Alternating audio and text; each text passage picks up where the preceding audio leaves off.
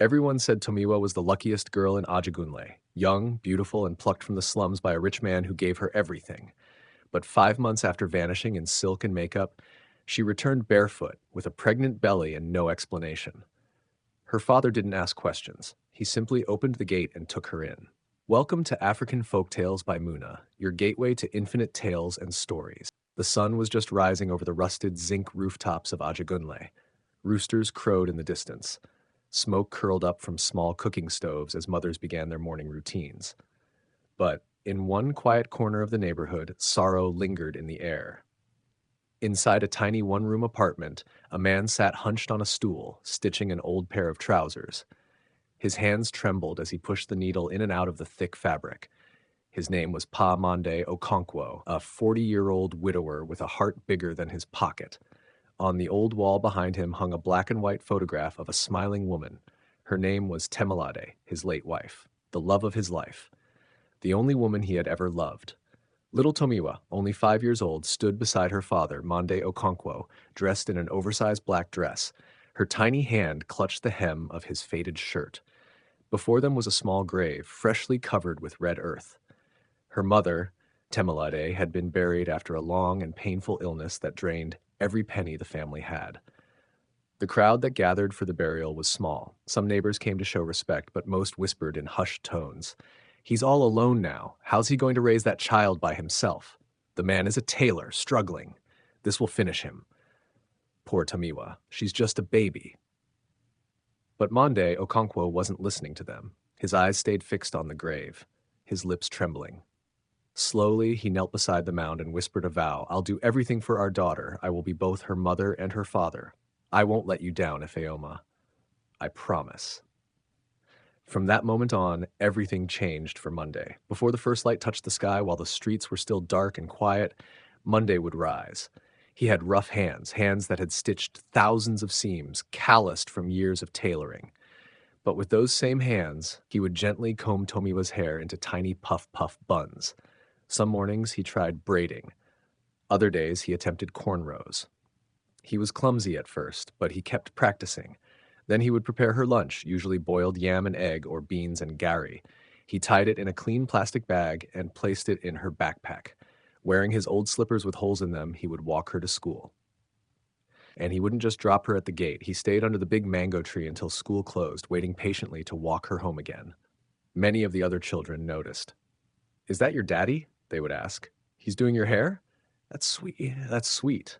And Tomiwa would smile proudly. "Yes, he's the best." They didn't have much. In fact, they had almost nothing. The house they lived in was a single room with no ceiling, just a curtain dividing the sleeping area from the rest. When it rained, water leaked through the roof, and they used basins to catch the drips. But Monday never let his daughter see his pain. Even when he was hungry, he would give her his share of food and say, "I'm not hungry, my dear. Eat well for school."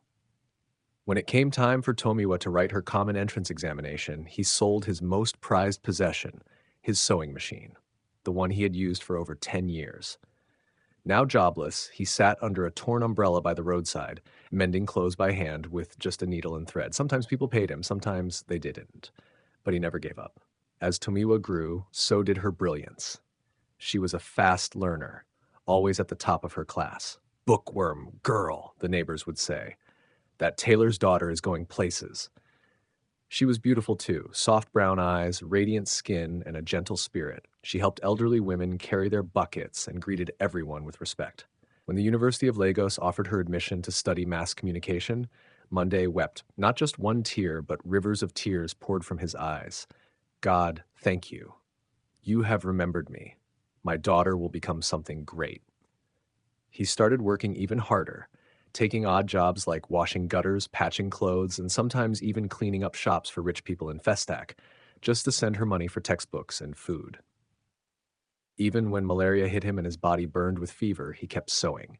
His fingers shook, sweat poured from his body, but he stitched clothes and saved every naira. He never complained. Every time Tomiwa called to share her results, Monday's heart would soar. "Daddy, I got an A. Daddy, they picked me to anchor the school event. Daddy, I was made class rep." His voice would tremble with joy. "My daughter, you're making me proud." He would borrow a neighbor's small radio just to listen to Unilag events, imagining her voice on the microphone. Some nights, he stayed up, staring at her old drawings on the wall, the stick figures she made as a child, where she always drew herself with her daddy by her side. He kept every one. The day Tomiwa graduated, Monday wore his best clothes, a shirt with a missing button and brown trousers with patches. He borrowed transport fare to the ceremony, stood at the back of the crowd, and watched as she climbed the stage to receive her first-class degree.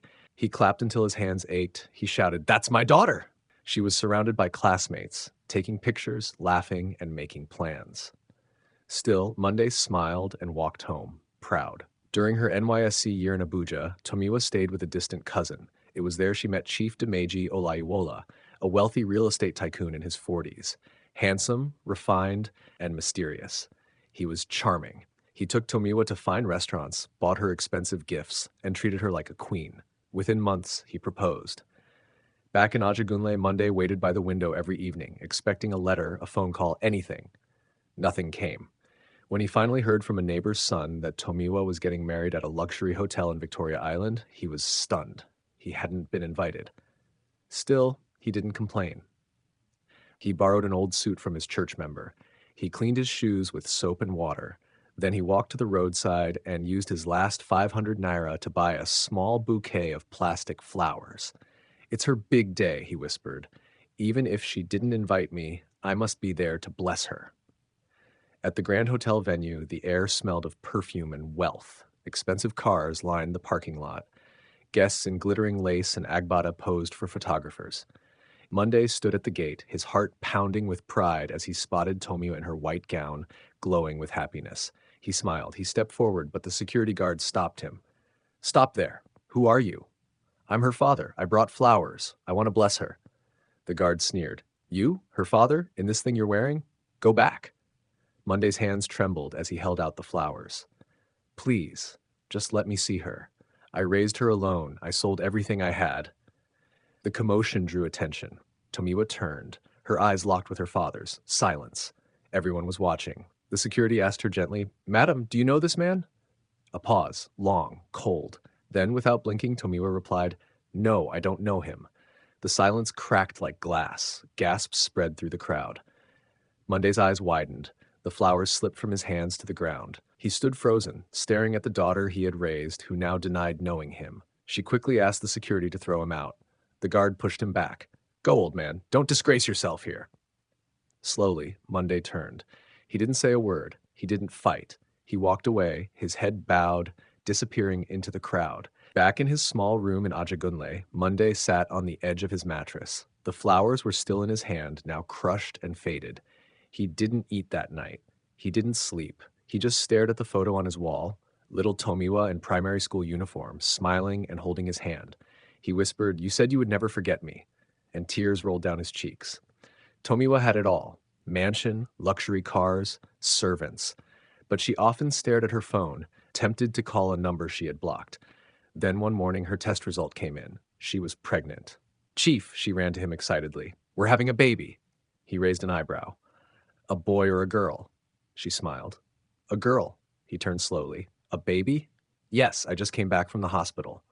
"Boy or girl?" She paused. "Well, they say it's a girl." His face changed instantly. He stood up and threw the glass of wine in his hand against the wall. "A girl again." "What do you mean again?"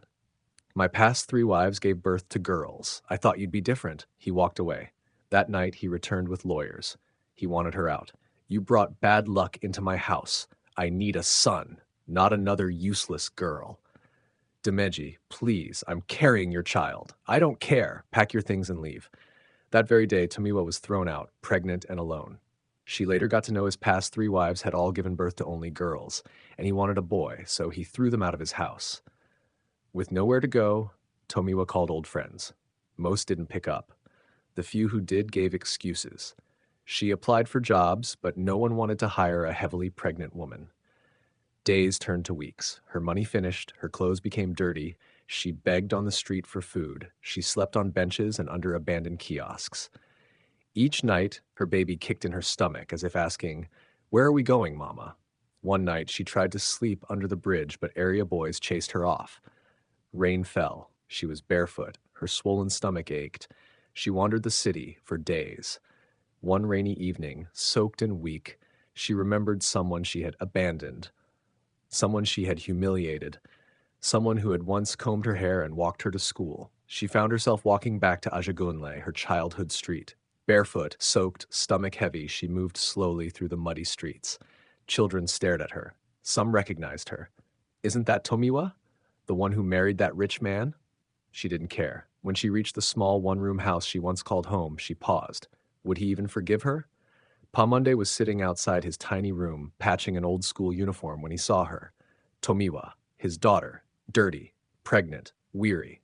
He dropped everything. Tomiwa, my daughter? He said, standing up in disbelief. She fell into his arms. Daddy, I'm sorry, she whispered. He didn't shout. He didn't ask questions. He held her tighter, tears wetting his cheeks. You came back. He simply opened the door and whispered, Welcome home, my daughter. He carried her inside like she was 5 again, laid her on the mattress, made her hot pap with honey, and covered her with a wrapper. She had lost everything. At first, she couldn't look him in the eye. But Pa Monday never said, I told you so. That night, he sat beside her, watching her sleep. On a quiet Thursday morning, Tomiwa screamed in labor. The neighbors rushed to help. A midwife was called. Hours passed, then the cry of a baby filled the air. It was a boy. Everyone stared in awe. A boy? But the scan had shown a girl. Tomiwa held him with trembling arms. He looked exactly like her. Sharp eyes, soft lips, but there was something else. The boy didn't cry after the first wail. He just stared into space, calm and still. The midwife whispered, This child is different. His spirit is strong. Pa Monday smiled. I will name him Ifeanyi. Nothing is impossible with God. He carried the baby every day. He would hum lullabies, bathe him, zinc basin, dry wrapper, and dress her in clean baby clothes he bought from the roadside. Tomiwa, sitting in the doorway, watched in awe. She realized the man she had shamed, the man she had cast away, was the only one who truly loved her. Ifeanyi was now 1 year old. Chubby cheeks, big, curious eyes. He rarely cried. He always stared like he was studying people, like he knew more than he should. One evening, little Ifeanyi took her first steps, walked straight into Pa Monday's arms. Tomiwa burst into tears. She went on her knees before her father. Daddy, please forgive me. I don't deserve your love. A child I gave birth to. How will I stop loving you? I was ashamed of your poverty, but I never stopped loving you, rich or poor. She cried harder. He helped her up and wiped her tears. Money come and go, but love, especially father's love, will never finish. Tomiwa had changed, or at least life had changed her. She no longer walked around with false lashes and designer bags. There were no more trips to Victoria Island or private lounges in Lekki. Now she sat on a stool in her father's compound, washing baby clothes by hand, using Omo and well water. From being the girl everyone envied, she had become the girl everyone pitied. Every morning, her father, Pa Monday, would carry Ifeanyi on his back and stroll around the compound. Neighbors would smile. Shebina, her father, be the real man here, someone once said loud enough for her to hear. And she did. Tomiwa would look away, bite her lips, and keep washing. She stood in front of the cracked mirror nailed to the wall outside. She looked at herself, hair undone, stretch marks crawling across her belly, eyes sunken from sleepless nights. I used to be beautiful, she whispered. Then she remembered her life in Lekki, the expensive gifts, the scented sheets, the chilled wine and fake promises, the women who praised her for securing the bag. And then she remembered the morning she woke up to find Chief gone. Number blocked, apartment locked, house help vanished, her designer bag now empty. She had cried when the test was positive. Chief had smiled and said, Don't worry, I'll take care of you. But he didn't. He vanished, and her friends, they scattered like smoke. Tomiwa sat on a plastic stool outside a small rented shop in Ajagunle. Her son, little Dami, now 5, played beside her with a toy made from discarded bottle caps. Her father, Pa Monday, sat nearby under a mango tree, stitching a customer's torn trousers with quiet focus. Tomiwa began all over again. With the last 20,000 her father had saved from mending clothes, she started a small food business selling akara, pap, and moi moi in front of their compound. She woke as early as 4 a.m., grinding beans, steaming banana leaves, sweating in the smoky kitchen. Her hands, once used to holding microphones and taking selfies in Banana Island, now bore calluses and burns. But she didn't complain. She named the business Temilade's Blessing, after her late mother. Customers came, they tasted her food and returned. Word spread. A small shop became a bigger stall. A neighbor offered to build her a wooden shed. Soon she added delivery to nearby offices and banks. With the little profits, she bought a second-hand freezer, then a small generator, then a POS machine, then another stall at the market. Within 4 years, Timalide's Blessing became a local food chain with 5 branches across Lagos. She registered the business and opened a bank account with her father as the next of kin. She became rich, not Banana Island rich, but humble, hardworking, respected rich. In time, invitations came. NGOs wanted her to speak to young girls. Schools invited her to tell her story. People wept when she narrated how her father once sold his sewing machine for her education, only to be denied at her wedding.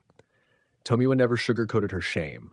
Instead, she taught girls that pride without loyalty is poison, that no success is worth losing your soul or your roots. She would end every speech with the same line, "My father is my hero. A tailor made me a queen." It was a rainy Saturday. Tomiwa had just finished shopping for her son's birthday. She strolled into the food court of a high-end mall in Festac, wearing a simple blue gown and flat slippers. Beside her, Dami skipped happily, holding her hand. He looked so much like his father, Dimeji's sharp nose, his full lips, his eyes. But unlike Dimeji, the boy had love in his heart. They ordered ice cream and sat down. That's when she saw him. Behind the counter of a cleaning service kiosk, wearing a blue janitor's uniform and pushing a mop bucket, was Dimeji, her ex-husband. He was thinner. His skin had lost its shine. The once proud real estate mogul was now mopping mall floors, head bowed, face lined with regret. Their eyes locked. He froze. His hands trembled, his mouth parted slightly. "Tomiwa?" he whispered, disbelief flooding his face. Her face remained calm. She rose slowly, took Dami's hand, and walked toward him. Dimeji's eyes darted to the child. His heart skipped a beat. The boy looked exactly like him. He dropped the mop. "You? This boy is he?" Tomiwa raised her hand. "Don't say it," she said coldly. "You had your chance. You threw us away for power, pride, and lies. Now you have nothing." He fell to his knees right there on the tiled floor in front of mall shoppers and workers. "I'm sorry. I was stupid. Please, let me see him. Just once. Let me explain." Tomiwa looked at him, then at the boy, who clutched her hand tightly. She shook her head. "You didn't want a child. You wanted a trophy. My son is not your second chance. He is my father's legacy." She turned and walked away. She later realized Chief Dimeji's empire had crumbled like a house of cards. What had started as whispers about money laundering soon erupted into full-blown arrests. He was jailed for fraud, and all his properties were seized by the government. Worse still, during the investigation, Tomiwa found out that she had never truly been his legal wife. The marriage had been a lie, a trap wrapped in luxury. That evening, Pa Monday watched his grandson blow out birthday candles. Laughter filled the room as neighbors gathered to celebrate. Tomiwa placed her arm around her father and whispered, "Daddy, you kept your promise. You became my mother and my father. I'm sorry for the past. I will never let you down again." He smiled through tears. "My daughter, you came back. That is enough." The moral lesson of this story is that never abandon the people who raised you when success knocks. A parent's love is not determined by wealth, but by sacrifice. If this story touched your heart or made you reflect, please give it a thumbs up, share it with someone, and subscribe for more thought-provoking content. Don't forget to comment below, where are you watching from and what lesson did you take from this story?